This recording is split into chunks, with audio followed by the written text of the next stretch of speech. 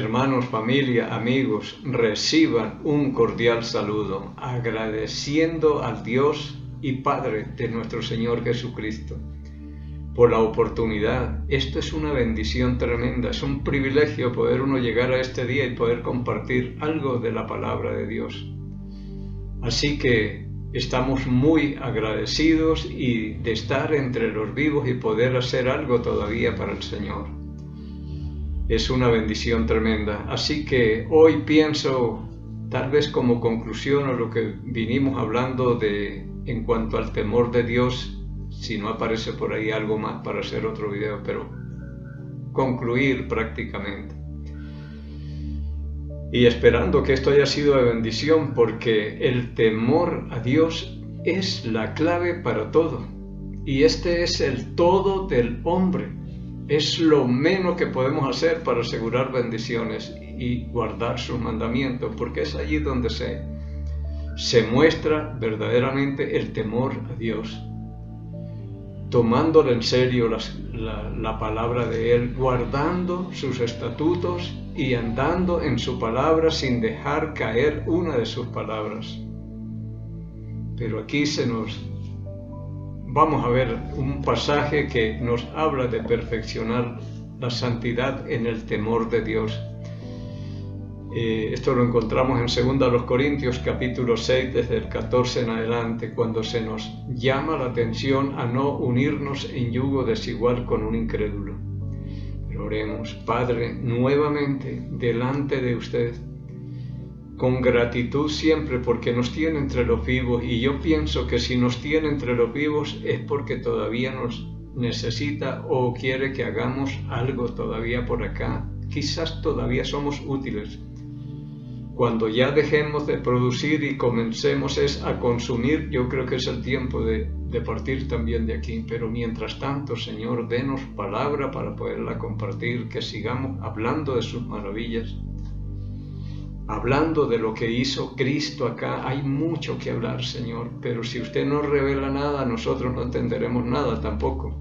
Así que muchas gracias, Padre, por las oportunidades que nos ha dado, por las personas que hacen transferencias para apoyar la obra misionera, por los que ven y oyen estos videos. Benditos sean esos ojos y esos oídos y esos hogares y esas manos que proveen para la obra misionera también. Bendiga sus trabajos y familias. Muchas gracias, Padre, y pidiendo que el Espíritu Santo siempre sea el Maestro que nos enseñe, nos recuerde y nos guía toda la verdad, pidiéndole y agradeciéndole estos favores por el nombre y los méritos de Cristo, el Señor. En 2 Corintios capítulo 6 tenemos este pasaje bien conocido, pero muy poco obedecido, pudiéramos decir. No se unan en yugo desigual con un incrédulo. Es lo que comienza hablando esto desde el versículo 14. 2 Corintios capítulo 6, versículo 14. No os unáis en yugo desigual con los incrédulos. Un yugo igual es entre dos creyentes, y un yugo igual literalmente, que es un yugo tirado por dos bueyes, no es desigual si son dos bueyes. Pero si pone un buey a arar con un burro, digamos que es mucho más bajito, menos fuerza, el yugo no le casa en la nuca como le encaja en la nuca del buey. Yo conozco todo esto porque también soy del campo y todas estas cosas. Entonces, cuando son dos bueyes es el yugo igual, pero cuando se une en yugo desigual, el buey tendrá que arar y arrastrar al otro, porque el otro no está hecho para que lleve un yugo en la nuca. Y es casi lo que se nos dice acá: no se unan en yugo desigual, porque el creyente tendrá que arrastrar al incrédulo, pero muchas veces es al contrario. El incrédulo arrastra al otro y lo saca de los caminos. Hay de todo, pero lo que se nos dice es: no se unan en yugo desigual. y creyentes que conocen esto y conocen de Dios que las consecuencias se sufren si no se le obedece, se lanzan de todos modos en contra de la voluntad de Dios y las consecuencias son terribles después también. Una vez me dijo una hermana, mi hija se casó, tiene un esposo que la golpea y todo esto. Y es que él es incrédulo y ella es creyente. Dice, esas son las consecuencias de salirnos de la voluntad de Dios. Uno conoce a Dios y le teme, pero si le temiera, no se uniera en yugo desigual. A veces decimos, somos creyentes, pero cuando hacemos lo contrario a lo que dice Dios, mostramos que somos incrédulos también. Un creyente que se case con un incrédulo, yo digo, son dos incrédulos, porque no le está creyendo, no le está obedeciendo lo que dice la palabra. No se unan. El caso es que un hombre o una mujer puede ver su pareja hermosa, buena gente, todo lo demás, y eso no es lo que prohíbe la Biblia, sino que no se unan en yugo desigual nada más. No dice por qué. Simplemente obedezcan si se quieren evitar problemas más adelante. Pero Dios no ve lo que nosotros vemos, porque dice acá, porque ¿qué compañerismo tiene la justicia con la injusticia? La justicia con la injusticia. Se habla de Jesucristo como el justo. Jesucristo el justo, dice por ejemplo en 1 de Juan capítulo 2 versículo 1, hijitos míos, estas cosas os escribo para que no pequéis, y si alguno hubiere pecado, abogado tenemos para con el Padre, a Jesucristo el justo. Porque en Romanos capítulo 3 versículo 10, Pablo dice, no hay justo ni aún uno. ¿Y qué compañerismo hay entre la justicia y la injusticia? En 1 de Juan capítulo 3 versículo 10 dice la Escritura, en esto se diferencian los hijos de Dios y los hijos del diablo. Todo aquel que no ama a su hermano y no hace justicia no es de él. Entonces, nada tiene que ver la justicia con la injusticia. El creyente es justicia, ha sido justificado, y el incrédulo es un cuadro del injusto. Porque ¿qué compañerismo tiene la justicia con la injusticia? ¿Y qué comunión la luz con las tinieblas? Cristo dijo en Juan capítulo 8 versículo 12, yo soy la luz del mundo y el que me sigue no andará en tinieblas, mientras que el otro es oscuridad. Y aquí dice también en Juan capítulo 3 versículo 19, dice la Escritura, y esta es la condenación, que la luz vino al mundo, Cristo, pero los hombres amaron más las tinieblas y no vinieron a la luz para que sus obras no fuesen puestas de manifiesto. Cristo es la luz y esa es la condenación, que la luz vino al mundo, Cristo, pero los hombres amaron más las tinieblas, que es el reino de Satanás.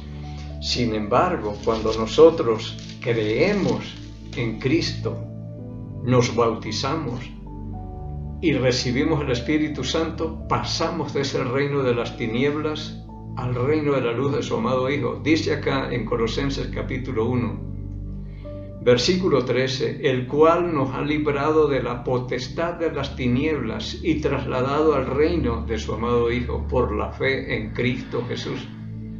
Como dice en Gálatas capítulo 3 versículo 26, pues todos somos hijos de Dios por la fe en Cristo Jesús.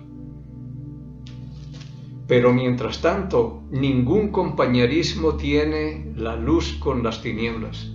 Las tinieblas representan al diablo y la luz a Cristo. Cristo y el diablo no tienen nada en común, ni nada, ninguna comunión. Versículo 15, estoy en 2 Corintios capítulo 6, versículo 15. ¿Y qué concordia? Cristo con Belial, Cristo y el diablo no tienen nada que ver. ¿Y qué parte el creyente con el incrédulo? El creyente es llamado Hijo de Dios, como dice en 1 de Juan capítulo 3, versículo 2. Amados, ahora somos llamados hijos de Dios. El creyente es llamado Hijo de Dios. Y todavía no se ha manifestado lo que hemos de ser, pero sabemos que cuando Él se manifieste seremos semejantes a Él, porque le veremos tal como Él es. Mientras tanto, el incrédulo es tinieblas. Pertenece a otro padre espiritual, porque si hay hijos de Dios e hijos del diablo, el que no es hijo de Dios pertenece al reino de las tinieblas. Entonces no hay nada en común que se una en yugo desigual un hombre y una mujer, un creyente y un incrédulo.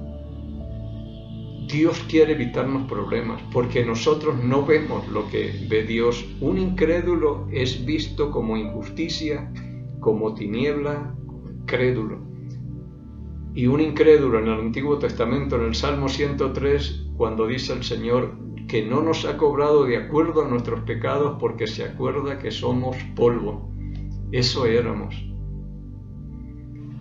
En el capítulo, creo que 25 de Job, dice, ¿cómo se justificará el nacido de mujer?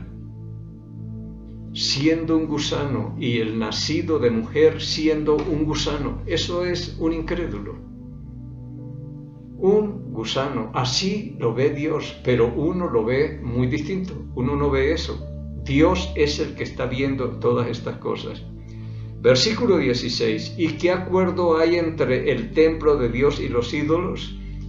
Ninguno, porque nosotros somos el templo del Espíritu Santo, por haberle creído a Cristo, bautizados y recibir el Espíritu Santo, y nos convertimos en el templo del Espíritu Santo. Dice por acá en 1 Corintios capítulo 6, ya que estamos por aquí cerquita,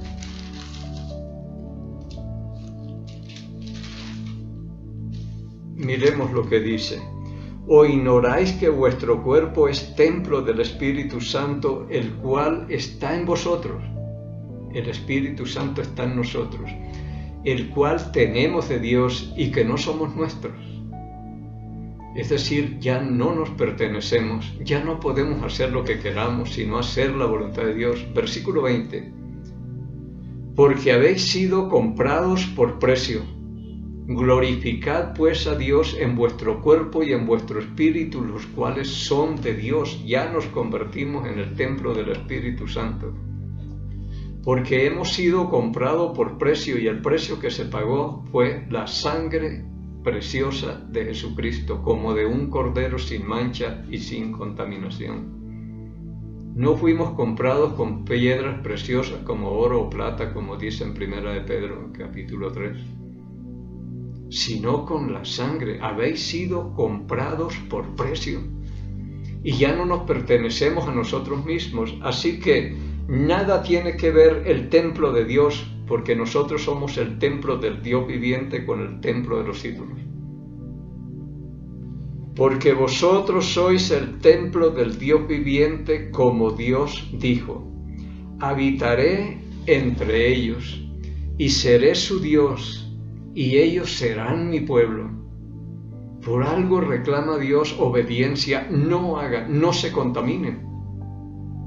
Manténganse puros dentro de la voluntad de Dios y no se unan en yugo desigual. Versículo 17, por lo cual salid de en medio de ellos y apartaos, dice el Señor, y no toquéis lo inmundo, y yo los recibiré.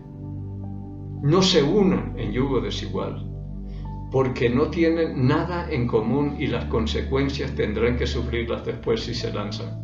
Yo he visto mucho de esto, y por algo Dios quiere evitarnos problemas. No toquen lo inmundo, porque el incrédulo es un inmundo. Nosotros hemos sido santificados, limpiados, glorificados, justificados. Somos otra cosa. Pero Él es inmundo. No toquen lo inmundo, y lo bueno que dice es: y yo los recibiré. Pero si hacemos estas cosas, ¿qué dirá? Yo los dejaré también. Versículo 18, y seré para vosotros por padre y vosotros me seréis hijos e hijas, dice el Señor Todopoderoso. Así que piensen bien en lo que van a hacer. Lo cogen a Él o me cogen a mí, pero si lo dejan a Él, yo también los dejo. Pero si se apartan y no tocan lo inmundo, yo los recibiré. Creyentes que me escuchan y todavía tienen chance de dar un paso, por ejemplo, en el matrimonio, piensen bien. Capítulo 7, versículo 1 de 2 Corintios. Así que, amados, puesto que tenemos tales promesas, Dios dice, no toquen lo inmundo, apártense de ahí, y yo los recibiré y seré para vosotros padre y ustedes me serán hijos, dice el Dios Todopoderoso. Y puesto que tenemos estas promesas, dice el versículo 1, así que, amados, puesto que tenemos tales promesas, limpiémonos de toda contaminación de carne y de espíritu, perfeccionando la santidad en el temor de Dios. La obediencia, esto es para perfeccionar el temor de Dios, la santidad, porque con el temor de Dios nosotros nos apartamos del pecado. O como dijo el salmista también en el Salmo 119, versículo 11, en mi corazón he guardado tus dichos para no pecar. Eso es lo que hace la palabra. Guardamos lo que está aquí escrito para no pecar, para mantenernos en santidad, tratar de andar siempre en santidad, para que el temor a Dios se perfecciona con la santidad, dice, perfeccionando la santidad con el temor de Dios o perfeccionando el temor a Dios con la santidad, como la quiera ver. Y yo creo que el único que tuvo estas características es Cristo, el único que puede decir, témanle a Dios y denle en gloria. Él es el único que guardó todo esto, perfeccionó la santidad con el temor a Dios. Porque aquí en 2 Corintios, capítulo 5, donde estamos, versículo 21, al que no conoció pecado, por nosotros lo hizo pecado para que nosotros fuésemos hechos justicia de Dios en él. El que nunca practicó el pecado, santidad perfecta, y perfeccionó la santidad con el temor a Dios, no pecó. Y dice también por acá en Hebreos capítulo 5, versículo 7, y Cristo en los días de su carne, ofreciendo ruegos y súplicas con gran clamor y lágrimas, al que le podía librar de la muerte, fue oído a causa de su temor reverente. Este sí perfeccionó la santidad con el temor a Dios. En Isaías 53 dice que Dios lo sometió a una prueba tremenda y aunque no hubo engaño en su boca. En el capítulo 8 de Juan le preguntan, lo acusan y de todo, y él dice, ¿quién de ustedes me redarguye de pecado o me acusa de pecado? Ninguno lo pudo acusar. Así que ese es el único que perfeccionó la santidad en el temor de Dios. Solo Jesucristo. Pero se nos llama a perfeccionar nosotros la santidad con el temor a Dios. Si le tememos a Dios, guardaremos sus mandamientos, huiremos del pecado. No satisfagan los deseos de la carne, anden en el Espíritu. Es una lucha, pero se nos dice, anden en el Espíritu y no satisfagan los deseos de la carne. Gálatas capítulo 5, versículo 16. Anden limpios, no se contaminen, no toquen lo inmundo, apártense de esto y yo los recibiré. Entonces es una promesa tremenda que tenemos ahí nosotros también. Y dice también aquí en Hebreos capítulo 7, versículo 26, porque tal sumo sacerdote nos convenía santo. con esa santidad perfeccionó el temor a Dios, o con el temor a Dios perfeccionó la santidad. Son las dos cosas. Pero Cristo se habla de Él como santo. Nunca practicó el pecado. Nadie lo pudo acusar de pecador. Le hicieron trampas y de todo, pero ninguno lo pudo acusar. Nunca hemos oído hablar un hombre como este. Unos lo acusaban, es pecador. Yo sé que es pecador, le decían los fariseos en el capítulo 9 de Juan. Yo sé que es pecador. ¿Cómo se les ocurre? Santo, inocente. Nunca pecó, no hizo daño a nadie. Más bien dice en el capítulo 10, versículo 38 del libro de los Hechos, que anduvo haciendo bienes por este mundo, porque Dios lo había ungido con el Espíritu Santo y todo esto. Y anduvo librando a todos los oprimidos por el diablo, sanando enfermedades, resucitando muertos, haciendo bienes. Inocente completamente, y fue acusado, pero falsamente también. Entonces, este es el único temeroso de Dios que perfeccionó la santidad en el temor a Dios, no pecando, no ofendiendo, solamente cumpliendo la palabra de Dios, y a eso vino. Yo no he venido a abrogar la ley, sino a darle cumplimiento, porque todo lo que está escrito tiene cumplimiento. Y vino y lo hizo exactamente todo como el Señor le mandó. Así que era santo, inocente, sin mancha, completamente limpio y puro. Así no hay nadie. Todos los demás somos inmundos, somos sucios, contaminados. Por algo decía el Señor ahí en 2 Corintios capítulo 14 en adelante, no toquen lo inmundo, no se contamine, pero Cristo nunca se contaminó, era sin mancha, limpio completamente,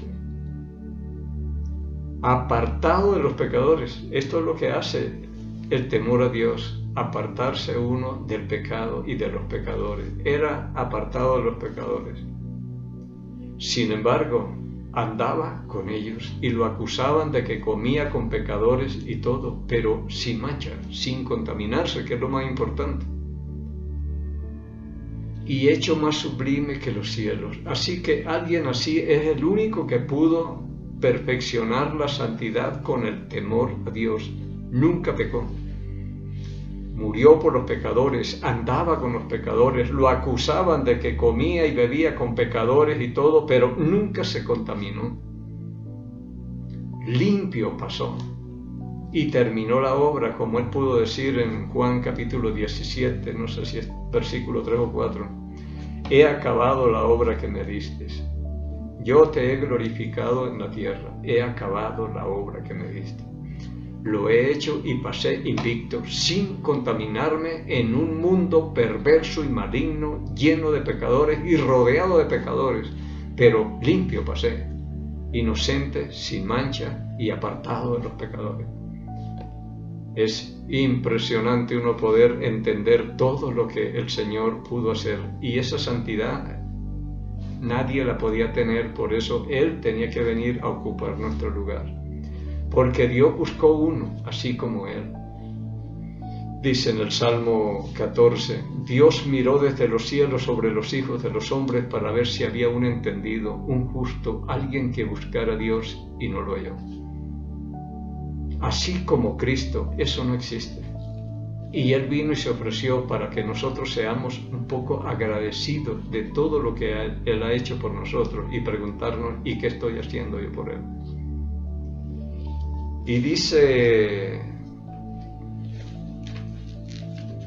Eclesiastés capítulo 12, los dos últimos versículos, a la conclusión que llegó Salomón después de escribir este libro.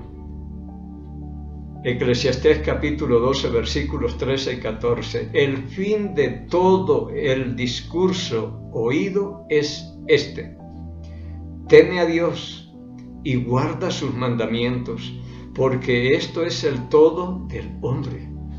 Teman a Dios y guarden sus mandamientos, porque esto es el todo del hombre.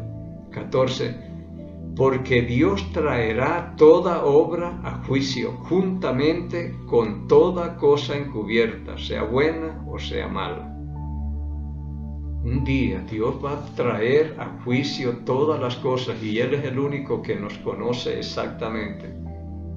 Y no hay una cosa creada que pueda esconderse de su presencia. Así que dice, el fin de todo el discurso oído es este: teme a Dios y guarda sus mandamientos. Tómenle en serio, obedezcan lo que Él dice. Esto es temor a Dios. Y si Cristo, después que murió y resucitó, le dice a los discípulos, váyanse por todo el mundo y prediquen el Evangelio a toda criatura. Díganle a la gente que ya yo he muerto, he sido sepultado y he sido resucitado de acuerdo a lo que dicen las Escrituras. El que creyere y fuere bautizado será salvo, mas el que no creyere será condenado. Y si usted teme a Dios, tomará en serio esas palabras, guarden sus mandamientos. Él dijo, vayan y prediquen eso. El que creyere, el que le tema, el que toma la palabra de Dios en serio, seguro que va a hacer eso. Porque cuando se predicó por allá el Evangelio, Pedro en el capítulo 2 del libro de los Hechos, después de este mensaje predicó el Evangelio, se compungieron de corazón y dijeron, varones hermanos, ¿qué haremos? Y él les dice, bautícese, arrepiéntase y bautícese cada uno de vosotros en el nombre de Jesucristo para dos cosas: para perdón de los pecados, y recibirán el regalo o el don del Espíritu Santo. Y si Cristo dice, el que creyere y fuere bautizado será salvo, al salir del agua, según lo que yo encuentro en el libro de los Hechos, recibirá el Espíritu Santo. Se convertirá en un templo del Espíritu Santo y podrá estar seguro para una eternidad, porque la clave es el Espíritu Santo. En Romanos capítulo 8, versículo 9, Pablo dice, porque nosotros no andamos en la carne, sino que andamos en el Espíritu. Si es que el Espíritu de Dios mora en nosotros, y si alguno no tiene el Espíritu de Cristo, no es de Él, está perdido. Entonces la clave es el Espíritu Santo, y muchos ni saben cuándo se recibe. Cristo lo recibió al salir del agua después de ser bautizado. Y esto viene por el libro de los Hechos, y yo lo creo. Pero bien, hasta aquí llegamos, se nos fue el tiempo, pero quería leer los últimos dos versículos que escribió Salomón en el libro de Eclesiastés, en esta versión que dice, ahora bien, ¿qué enseñanza se puede sacar de este libro de Eclesiastés cuando todo ya está dicho? Que lo mejor que un hombre puede hacer es tener temor de Dios y obedecer sus mandamientos. Lo mejor que cualquier ser humano puede hacer es temerle a Dios, tomarlo en serio y obedecerle. Guarde sus mandamientos, haga lo que Dios le pide, respételo, es decir, tome en serio, obedezca y haga lo que Él dice. Esto es temor a Dios. Pero cuando yo salgo haciendo otra cosa que nada tiene que ver con la palabra, eso me está hablando a mí de que no hay temor de Dios, no lo conocen. Pero bien, nos despedimos bendiciendo al Estado de Israel. Jehová habló a Moisés diciendo, habla a Aarón y a sus hijos y diles, así bendeciréis a los hijos de Israel diciéndoles, Jehová te bendiga y te guarde. Jehová haga resplandecer su rostro sobre ti y tenga de ti misericordia. Jehová alce sobre ti su rostro y ponga en ti paz. Y pondrán mi nombre sobre los hijos de Israel y yo los bendeciré en el nombre del Señor. En el Salmo 122, versículo 6 dice la palabra, pedid por la paz de Jerusalén y sean prosperados los que te aman. Amamos a Jerusalén y pedimos por la paz de Jerusalén, pedimos por aquellos países donde alguno de nuestros familiares se encuentre, en mi caso Colombia. Pedimos por el Ecuador, donde estoy yo, en el mejor, y por nuestro presidente Guillermo Lasso, por sabiduría y prudencia que pidió para gobernar. Y bendecimos al Estado de Israel en el nombre de Jesús Nazareno, el Rey de los judíos. Y el pueblo del Señor dijo, amén.